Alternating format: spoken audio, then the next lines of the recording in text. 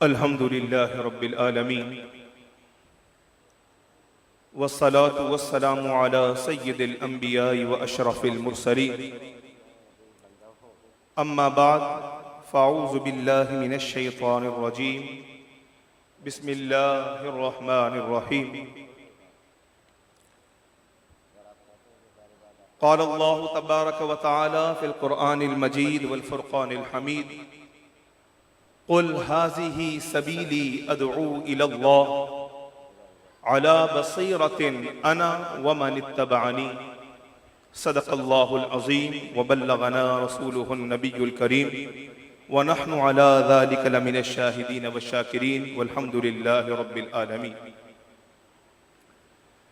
لائق ست تکریم و اعزاز سیدی مرشدی حضور فخر المشائخ ابو المکرم ڈاکٹر شاہ سید محمد اشرف الاشرفی الجیلانی دامت برکاتہم العالیہ، اسٹیج پر جلوہ فروز تمام علماء ذی وقار، تمام سامعین محفل، السلام علیکم ورحمۃ اللہ وبرکاتہ۔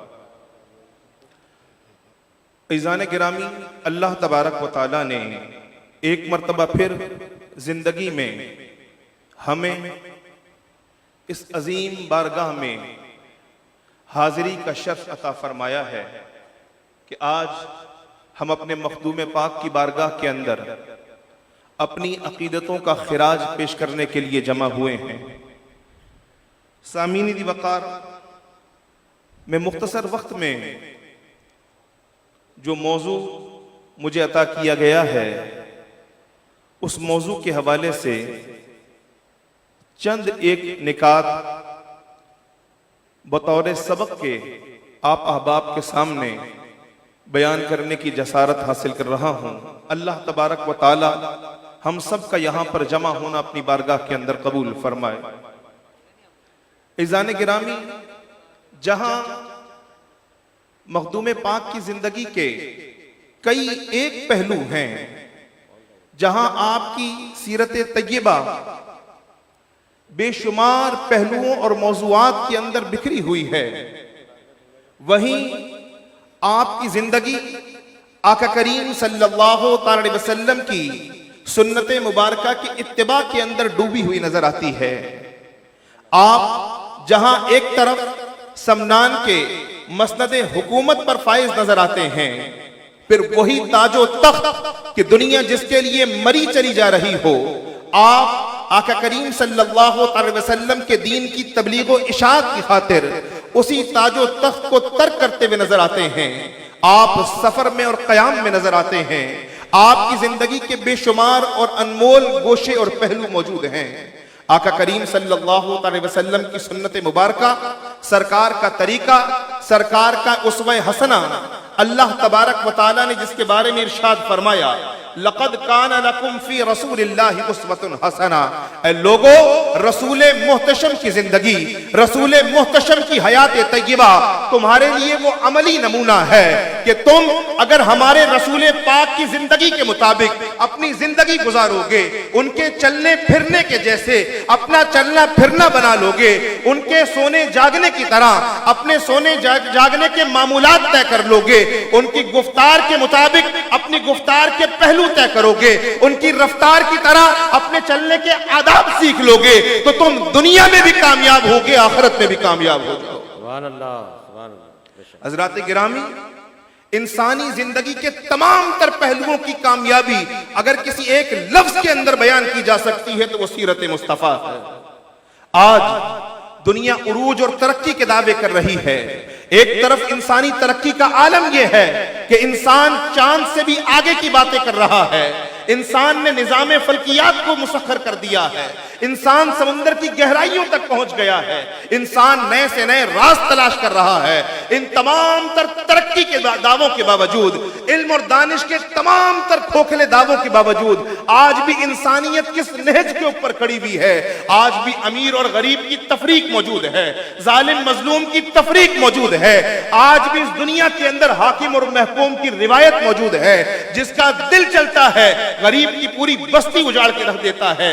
آج کے دور کے اندر بھی کوئی پوچھنے والا نہیں ہے۔ حضرات گرامی، آج اتنی ترقی کے بعد بھی انسانیت تڑپ رہی ہے، سسک رہی ہے، انسانیت کے مرثیے کہے جا رہے ہیں۔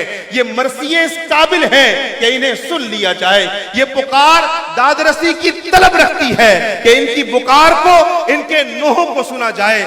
آج کی یہ تڑپتی بلکتی ہوئی انسانیت اس دور ہمایوں کو تلاش کر رہی ہے کہ جس کے اندر محمود اور ایاز ایک صف کے اندر کھڑے ہو جائیں۔ یہ اس دور کو تلاش کر رہی ہے کہ حبشہ کا بلال مدینے سے چلے اور سعد بن ابی وقاص کے گھر کا دروازہ جلا دے اور گورنر وقت کو پوچھنے کی مجال تک نہ ہو۔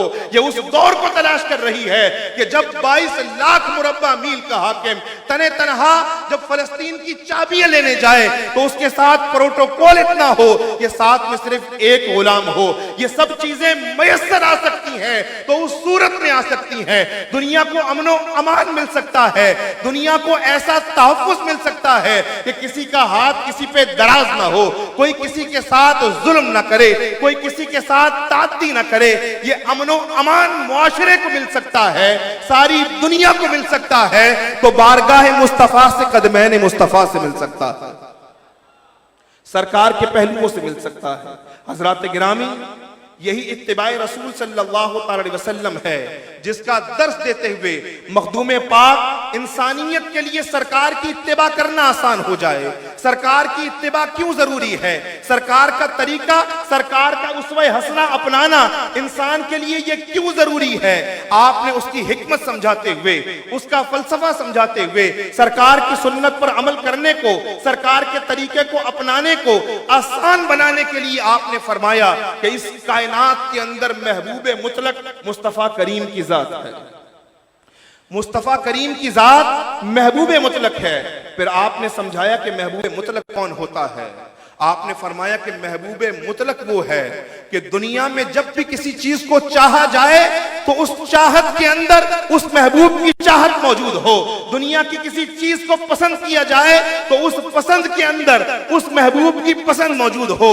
اور محبوب مطلق وہ ہوتا ہے جس کی خاطر کائنات تخلیق کی گئی ہے، کائنات کا ذرہ ذرہ تخلیق کیا گیا ہے، جس کی خاطر دنیا کا یہ عروج و زوال بنا ہے، دنیا کی رونقیں بنی ہیں، جس کی خاطر یہ فصل و گل پیدا کیے گئے ہیں، جس کی خاطر یہ دریا سمندر ان کی روانی پیدا کی گئی ہے۔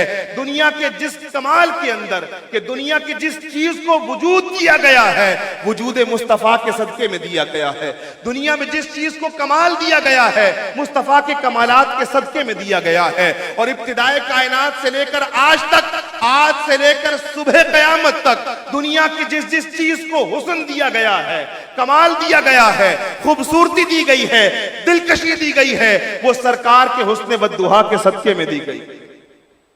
اور وہ حسن والدہا کہ حضرت حلیمہ سعدیہ جس کے بارے میں پکار اٹھتی ہیں کہ جب سرکار ہمارے آنگن کے اندر تشریف لائے تھے تو میرے محلہ بنی سعد کی عورتیں میرے پاس آئیں اور آ کر مجھ سے یہ پوچھنے لگی کہ اے حلیمہ، تمہارا گھر تو تاریکیوں میں ڈوبا رہتا تھا، تم تو کبھی چراغ بھی نہیں جلاتی تھی، اب تمہارے گھر میں اتنی روشنی کیسی ہوتی ہے؟ تمہارا گھر اتنا روشن اور منور کیوں ہوتا ہے؟ تو جب میرے محلے کی عورتیں ام خولہ وغیرہ مجھ سے یہ سوال کرتی تھی کہ تمہارا گھر اتنا روشن کیوں ہوتا ہے، تم گھر میں کون سا چراغ جلاتی ہو، تو خدا کی قسم میں انہیں جواب دیتی تھی، ما اوقدت سراجا الا نورا وجہ محمد صلی اللہ علیہ وسلم، خدا کی قسم میرے گھر سے جو روشنی نکلتی ہے یہ کسی چراغ کی نہیں، چہرہ مصطفیٰ کی روشنی۔ نعرہ تکبیر، نعرہ تکبیر،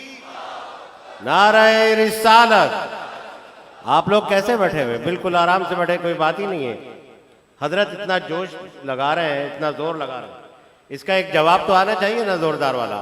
نعرہ تکبیر، نعرہ رسالت، فیضان اشرفیہ، علماء اہل سنت۔ آپ نے मखदूम पाक ने सरकार को महबूब मुतलक फरमाया। महबूब मुतलक कि दुनिया की हर खूबसूरती में जिसका हुस्न नजर आता हो, दुनिया के हर हुस्न के अंदर जिसके हुस्न की शादाबी छुपी हुई हो, इसी को मेरे आका आला हजरत अलैहि रहमान ने यूं बयान फरमाया। सैयदी आला हजरत फरमाते हैं, ये समन ये सौसन यासमी वो बनफ्शा सुंबलो नस्तरन गुले सर्वो लाला भरा चमन, चमन एक जलवा हजार है, चमन एक जलवा हजार है। फिर फरमाया वो उठी चमक की तजल्लियां के बिठा दी सबकी ताल्लियां, दिलो जां को बख्शी तसल्लियां, तेरा नूर बारी दोहार है, तेरा नूर बारी दोहार है। हज़रात गिरामी, फिर आपने सरकार की इत्तिबा को बयान करते हुए आपने अपने लताइफ के अंदर विलायत की शराइत का जो बाब बांधा है, उस बाब की इब्तिदा आपने इन अल्फाज के साथ फरमाई है। आप फरमाते हैं कि विलायत के लिए और वली होने के लिए लाजमी तरीन शर्त इत्तिबाए रसूल का होना है, इत्तिबाए रसूल का होना है। फिर आप इसकी वजह समझाते हैं कि वली के लिए इत्तिबाए रसूल क्यों जरूरी है। आपने फरमाया कि वली अल्लाह का महबूब होता है, वली अल्लाह का महबूब होता है, अल्लाह का कुर्ब वाला बंदा होता है, अल्लाह का प्यारा होता है, और मकामे मुहिब से मकामे महबूबियत को पाने के लिए इत्तिबाए रसूल शर्त है। फिर आपने अल्लाह तबारक व तआला के कलाम से इस्तिदलाल फरमाया। आपने फरमाया इसलिए कि ये खालिक कायनात फरमाता है, कुल इन कुंतुम तुहिब्बूनल्लाह फत्तबिऊनी युहब्बुकुमुल्लाह। अल्लाह अपने हबीब से फरमाता है कि हबीब आप इनसे फरमा दीजिए, इन कुंतुम तुहिब्बूनल्लाह, अगर तुम अल्लाह से मोहब्बत करते हो, तुम्हारा दावा यह है कि तुम अल्लाह से मोहब्बत करते हो, तो तुम मुझ मोहम्मद अरबी की पैरवी कर लो, मेरी इत्तिबा कर लो। अगर तुम अल्लाह से मोहब्बत करते हो तो तुम मेरी इत्तिबा कर लो, मुझ मोहम्मद की इत्तिबा कर लोगे, फिर आलम यह हो जाएगा पहले तुम अल्लाह से मोहब्बत करते थे, मेरी इत्तिबा फायदा यह देगी कि अब अल्लाह तुमसे मोहब्बत करने लगेगा।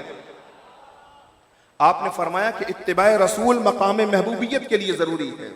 फिर कितना जरूरी है, किस किस के लिए जरूरी है, आप मजीद इस्तिदलाल करते हुए इंतहाई हसीन और इंतहाई खूबसूरत इस्तेमाल करते हुए आपने फरमाया कि आका करीम सल्लल्लाहु अलैहि वसल्लम ने हजरत फारूक आजम को देखा कि फारूक आजम तौरात पढ़ रहे हैं, सरकार के चेहरे पर गजब के आसार नुमाया हुए, और सरकार ने गजब के साथ सैयदना फारूक आजम रज़ियल्लाहु ताला अन्हु से फरमाया कि या उमर लौ काना मूसा हय्यन ला सात लहू इल्ला इत्तिबाई, अगर आज मूसा कलीमुल्लाह भी होते तो अल्लाह की कसम उन्हें भी मेरी इत्तिबा करने के अलावा कोई चारा नहीं होता, मेरी इत्तिबा करने के लिए कोई चारा नहीं होता। आका करीम सल्लल्लाहु अलैहि वसल्लम की इत्तिबा, सरकार की पैरवी, सरकार की सुन्नत मुबारका को अपनाना और उस सुन्नत मुबारका का एहया करना, आपने इस सरकार की इत्तिबा, सरकार की पैरवी और सरकार की सुन्नत की जरूरत और अहमियत का इंतहाई शानदार और दिलकश इस्तिदलाल कुरान और हदीस से फरमाया। फिर आपने ये तो विलायत की शर्त बयान फरमाई, जो लोग साहिबान विलायत हैं, मनसबे विलायत पर फाइज हैं, पीराने उज़्ज़ान हैं, मशाइख़े तरीक़त हैं, उलमा हैं, वारिसाने मिंबरों मेहराब हैं, जिनकी जिम्मेदारी ये है कि उन्होंने लोगों की इस्लाह करनी है, लोगों को हिदायत देनी है, तरबियत देनी है। आप उनकी इस्लाह करते हुए उन्हें सरकार दो आलम सल्लल्लाहु अलैहि वसल्लम की इत्तिबा का दर्स देते हुए फरमाते हैं कि जिन लोगों की जिम्मेदारी ये है कि वो लोगों की इस्लाह करेंगे, रुश्तो हिदायत का काम करेंगे, वो लोग लोगों को वाज करेंगे, उन्हें कुरान की इस आयत को अपने सामने रखना चाहिए। फिर मखदूम पाक कुरान की आयत बयान फरमाते हैं और फरमाते हैं वो आयत मुबारका ये है, कुल हाज़िही सबीली अदऊ इलल्लाही अला बसीरतिन अना व मन इत्तबानी। अल्लाह ने अपने हबीब से फरमाया कि हबीब आप इनसे फरमा दीजिए, हाज़िही सबीली, ए लोगों ये मेरा रास्ता है, अदऊ इलल्लाह, इस रास्ते पर मैं अल्लाह की जानिब बुलाता हूँ। और किस तरह बुलाता हूँ, अला बसीरतिन, इस तरह बुलाता हूँ कि एक खास बसीरत पर रहते हुए, एक खास बसीरत का दामन थामे हुए मैं अल्लाह की तरफ बुलाता हूं, और मेरे साथ साथ वो अल्लाह की भी तरफ बुलाता है, वमानी तबानी, जो मेरी इत्तिबा करता है, जो मेरी इत्तिबा करता है। तो अल्लाह तबारक व तआला के रास्ते की तरफ अगर बुलाना है तो सरकार दो आलम सल्लल्लाहु अलैहि वसल्लम की इत्तिबा जरूरी है और खास बसीरत के साथ जरूरी है। इस आयत मुबारक में बसीरत के अल्फाज बयान किए गए। फिर आप खुद फरमाते हैं कि इस बसीरत से मुराद क्या है, یہ بصیرت کون سی بصیرت ہے؟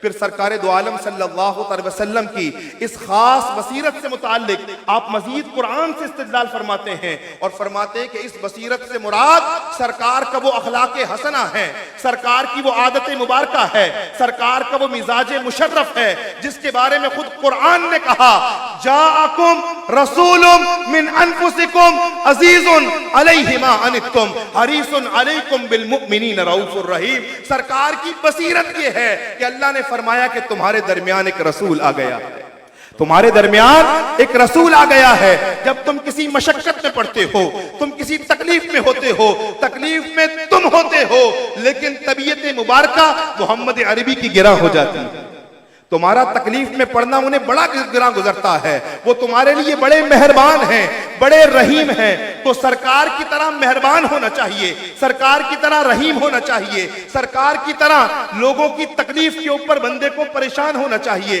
تو جس کا کام لوگوں کی اصلاح کرنا ہے اسے یہ بصیرت حاصل ہونی چاہیے کہ وہ سرکار کی طرح لوگوں کی تکلیف پر پریشان ہوتا ہو، وہ سرکار کی طرح لوگوں سے شفقت کے ساتھ پیش آتا ہو۔ پھر آپ نے سرکار کی یہ اوصاف بیان کرنے کے بعد ایک ولی کے لیے سرکار کے اخلاق حسنہ میں سے کون کون سی اشیاء ضروری ہیں آپ نے ان تمام کو تفصیل کے ساتھ اپنے لطائف کے اندر بیان فرمایا ہے۔ حضرات گرامی، اس مختصر وقت کے اندر فقط یہ آخری بات بیان کر کے میں اجازت چاہوں گا کہ سیدی مخدوم پاک علیہ الرحمہ آپ کی ہستی مبارکہ جہاں سرکار کی اتباع کا درس لوگوں کو دیتی رہی، اس کے طور طریقے سکھاتی رہی، خود آپ کے اوپر سرکار کی اتباع کا رنگ اتنا غالب تھا کہ جب کوئی بندہ کسی کو اپنا محبوب بنا لیتا ہے اور اپنی زندگی اس محبوب کے تابع کر دیتا ہے، اس کے چلنے پھرنے کی طرح چلتا پھرتا ہے، اس کے اٹھنے بیٹھنے کی طرح اٹھتا بیٹھتا ہے، جب ایک ایک لمحے کے اندر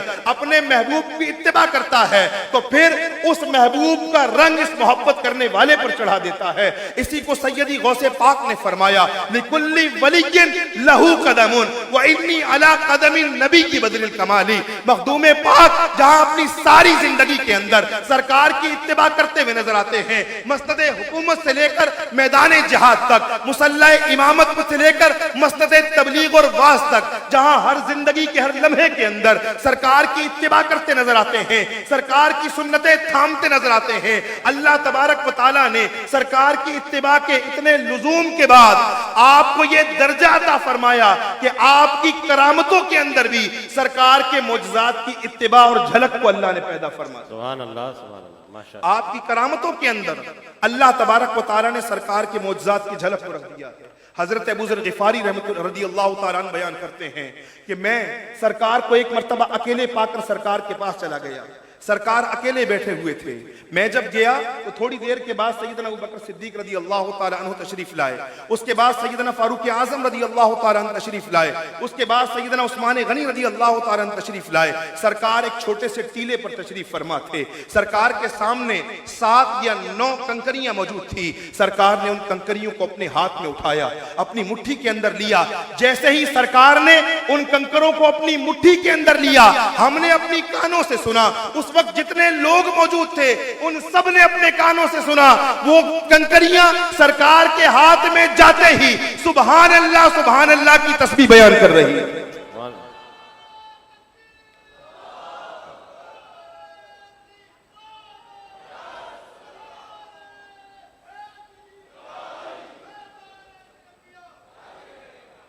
پھر سرکار نے وہ کنکریاں اٹھا کر سیدنا ابوبکر کو دی، ان کے ہاتھ میں آ کر بھی وہ کنکریاں تسبیح کرنے لگیں۔ اس کے بعد سیدنا عمر رضی اللہ تعالیٰ عنہ کے ہاتھ میں دی، ان کے ہاتھ کے اندر بھی وہ تسبیح بیان کرنے لگیں۔ اس کے بعد سیدنا عثمان غنی کے ہاتھ میں دی گئی، ان کے ہاتھ کے اندر بھی وہ کنکریاں تسبیح بیان کرنے لگیں۔ حضرت سمرہ رضی اللہ تعالیٰ عنہ بیان کرتے ہیں کہ آقا کریم صلی اللہ علیہ وسلم نے ارشاد فرمایا انی لعارف حجرا بمکہ کان یسلم علی قبل ان ابعث۔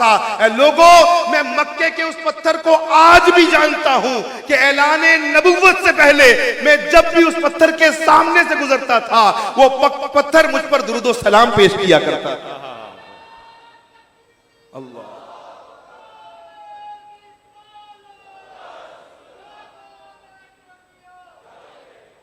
سرکار کا احساس پا کر کنکر اللہ کا ذکر کرنے لگ جاتے تھے. مخدوم پاک ایک راستے سے گزر رہے ہیں, سامنے بت پرستوں کا بت کدا ہے, لوگ جوق در جوق بت خانے کے اندر جا رہے ہیں. ایک رونق لگی ہوئی ہے, ایک میلہ لگا ہوا ہے, لوگوں کی قطاریں بنی ہوئی ہیں. آپ سے بھی کوئی کہتا ہے کہ آپ بھی ذرا اندر کا نظارہ کر لیں, مخدوم پاک اندر چلے جاتے ہیں. میرے آقا صلی اللہ علیہ وسلم کا احساس پا کر پتھر کلمہ پڑا کرتے تھے. مخدوم پاک اس بت خانے کے اندر چلے جاتے ہیں. لوگوں کا ایک ہجوم لگا ہوا ہے, لوگ اپنی عقیدتیں, اپنی محبتیں اپنے ان معبودان باطلہ کے اوپر نشاور کر رہے ہیں. مخدوم پاک کچھ دیر تک اس سارے نظارے کو دیکھتے ہیں, اس کے بعد مسکرا کر کہتے ہیں کہ اے لوگو, جن بتوں کی تم عبادت کر رہے ہو, اگر تمہارے یہی بت, تمہارے یہی خدا میرے مذہب کے حق ہونے کا اعلان کر دیں, تمہارے مذہب کے جھوٹا ہونے کا اعلان کریں, تو تم کیا کرو گے؟ انہوں نے کہا کہ حضور ہم آپ کی بات تسلیم کر لیں گے. اس کے بعد مخدوم پاک جس بت کی جانب اشارہ کرتے تھے, پتھر کا بت پکار اٹھتا تھا, لا الہ الا اللہ محمد الرسول اللہ, انی اشہد ان محمدن نبی اللہ, اللہ کے سوا کوئی معبود نہیں, میں پتھر کا بت یہ گواہی دیتا ہوں کہ محمد عربی اللہ کے رسول ہیں.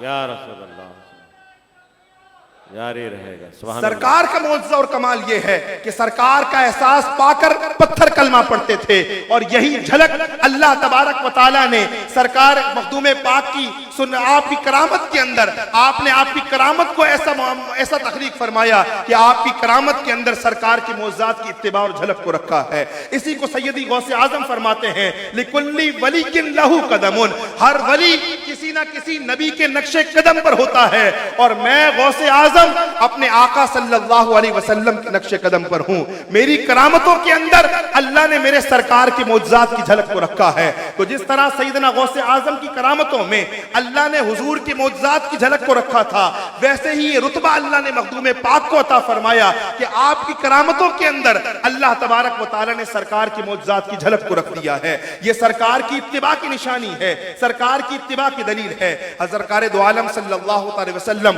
مدینہ منورہ کے اندر تشریف فرما ہے. ادھر حتیم کعبہ کے اندر صفوان بن امیہ اور عمیر بن وہب آپس میں حضور کے معاذ اللہ قتل کا منصوبہ بناتے ہیں. عمیر حضور کو قتل کرنے کے لیے مدینہ منورہ آتا ہے, مسجد نبوی سے اندر داخل ہوتا ہے, گلے میں تلوار لٹکائی ہوئی ہے. آقا کریم صلی اللہ علیہ وسلم پوچھتے ہیں, عمیر بتاؤ تمہارا کس ارادے سے آنا ہوا ہے, تمہارے دل کے اندر کون سی بات ہے, تم یہاں کس لیے آئے ہو؟ اس کا ارادہ تو حضور کے معاذ اللہ قتل کا تھا, جس کی وہ سازش حتیم کعبہ میں بیٹھ کر صفوان کے ساتھ کر کے آیا تھا. حضور سے عرض کہنے لگا کہ حضور میرا بیٹا آپ کی قید کے اندر ہے, اسے چھڑانے کے لیے آیا ہوں. حضور نے پھر پوچھا, پھر وہی جواب دیا کہ حضور میرا بیٹا آپ کی قید کے اندر ہے, اسے چھڑانے کے لیے آیا ہوں. تیسری بار پوچھا, سرکار نے فرمایا کہ عمیر اگر اپنے بیٹے کو چھڑانے آئے ہو تو گلے کے اندر یہ تلوار کیسی ہے؟ اس نے تڑپ کر کہا کہ حضور ان تلواروں نے تو بدر میں ہمارے ساتھ وفا نہ کی, ان تلواروں نے تو بدر میں وفا نہ کی, آج کیا وفا کریں گی, میں تو صرف اپنے بیٹے کو چھڑانے آیا ہوں. حضور نے پوچھا کہ عمیر کیا تمہارے دل میں فقط یہ بات ہے؟ اس نے کہا جی حضور یہ بات ہے. کہ میرے آقا نے فرمایا اچھا عمیر یہ بتاؤ جو وعدہ تم صفوان کے ساتھ حتیم کعبہ میں کر کے آئے ہو کہ میں جا کے محمد عربی کو قتل کر دوں گا, میرا قرض تم ادا کر دینا, میرے بچوں کی تم دیکھ بھال کرنا, تم اس وعدے کو کیسا پورا کرو گے؟ صاحا عمیر, عمیر یہ سن کر چیخ پڑے اور اقرار کیا کہ یا رسول اللہ میرے اور صفوان کے درمیان جو بات ہوئی تھی میں جانتا تھا یا صفوان جانتا تھا, کوئی تیسرا جانتا تھا تو وہ خدا جانتا تھا, اب آپ جانتے ہیں تو اس بات کی دلیل ہے کہ اللہ نے آپ کو بتایا ہے اور آپ اللہ کے رسول ہیں. واہ واہ واہ سبحان اللہ. عمیر اسی وقت سرکار کے قدموں میں گرے اور دائرہ اسلام میں داخل ہو گئے. کہ سرکار کا معجزہ اور کمال یہ ہے کہ سرکار دلوں کی باتوں کو جان لیتے ہیں, سرکار کی نگاہیں لوگوں کے دلوں کے اندر تک پہنچ جاتی ہیں. آقا کریم صلی اللہ علیہ وسلم کا یہ معجزہ اور شان ہے. حضرت مخدوم پاک رضی اللہ تعالی عنہ کی بارگاہ کے اندر آپ کے کچھ صاحبان عقیدت ملنے کے لیے آئے. عالی مقام جناب محترم سیف خان آپ سے ملنے کے لیے آئے. ان کی ذاتی طور پر سوچ یہ تھی, جو محترم ملنے آ رہے ہیں ان کی سوچ یہ تھی, ایک صاحب ملنے کے لیے آئے اور ان کی سوچ یہ تھی کہ میں وہاں پہنچ کر وہاں پہنچ کر حضور سے میں ایک ایسا سوال کروں گا، مشکل ترین سوال میں مخدوم پاک کی بارگاہ کے اندر پیش کروں گا، اور یہ جانوں گا کہ آپ کی علمیت کس پائے کی ہے، آپ علم کے اندر کیا رتبہ اور مقام رکھتے ہیں۔ جب وہ حضرت مخدوم پاک کے سامنے آئے، آقا کریم حضرت مخدوم پاک کے سامنے آئے تو مخدوم پاک کے چہرے مبارک سے ایک اور چہرہ نکلا۔ اللہ نے آپ کے 100 چہرے وہاں پر عطا فرمائے، اور ان 100 چہروں کے بعد جب وہ محترم سامنے آئے تو مخدوم پاک نے ان کے سوال کرنے سے پہلے انہیں کہا کہ تم ہم سے سوال کرنا چاہتے تھے، بتاؤ ان 100 میں سے تم کس سے سوال کرنا چاہو گے؟ ان 100 میں سے کس سے سوال کرنا چاہو گے؟ جو بات ان کے دل کے اندر تھی، مخدوم پاک نے اس بات کو زبان کے ساتھ بیان فرمایا۔ اس کو سیدی غوث اعظم رضی اللہ تعالیٰ نے بیان فرمایا، لِكُلِّ وَلِيٍّ لَهُ قَدَمٌ وَإِنِّي عَلَىٰ قَدَمِ النَّبِيِّ بَدْرِ الْكَمَالِ۔ حضرات گرامی، سیدنا مخدوم پاک رحمت اللہ تعالیٰ علیہ، آپ کی حیات طیبہ کے جہاں بے شمار انمول اور قیمتی ترین گوشے اور پہلو ہیں، ان میں سے آپ کا نمایاں ترین وصف یہ ہے کہ آپ اپنی ساری زندگی کے اندر خود بھی سرکار کی اتباع اور آپ کی سنت مبارکہ کی پیروی کرتے ہوئے نظر آتے ہیں، اپنے مریدین کو بھی اس کا حکم دیتے ہوئے نظر آتے ہیں، اپنی تصانیف کے اندر بھی اس کی تاکید کرتے ہوئے نظر آتے ہیں، اور اپنی حیات طیبہ کے ایک ایک لمحے کے ساتھ قیامت تک آنے والے مسلمانوں کو یہ پیغام دیتے ہیں۔ اور خاص طور پر جو لوگ صاحبان طریقت ہیں، وارثان منبر و محراب ہیں، انہیں ان کی اپنی عملی زندگی کے اندر سرکار کی سنت اور طریقے کو کیسے تھامنا ہے، مخدوم پاک اس کی تعلیم و تربیت دیتے ہوئے نظر آتے ہیں۔ آخر میں اپنے ان کلمات کے ساتھ مخدوم پاک کی بارگاہ کے اندر خراج عقیدت پیش کرتے ہوئے اجازت چاہوں گا۔ نہیں ہے مال و زر میرا، نہیں ہے مال و زر میرا، نہیں ہے دولت و ثروت، نہیں ہے مال و زر میرا، نہیں ہے دولت و ثروت، مگر یہ اشرفی نسبت بڑی میرے خزانے میں، مگر یہ اشرفی نسبت بڑی میرے خزانے میں۔ اور جن کے گھر میں آج ہے یہ ذکر اشرف، جن کے گھر میں آج ہے یہ ذکر اشرف، سکون دل میسر ہے ہمیں اس آستانے میں، سکون دل میسر ہے ہمیں اس آستانے میں۔ نہیں تھا پوچھتا کوئی ہمیں اپنے گھرانے میں، نہیں تھا پوچھتا کوئی ہمیں اپنے گھرانے میں، درے اشرف جو پایا ہو گئے اشرف زمانے میں، درے اشرف جو پایا ہو گئے اشرف زمانے میں۔ وما علینا الا البلاغ المبین۔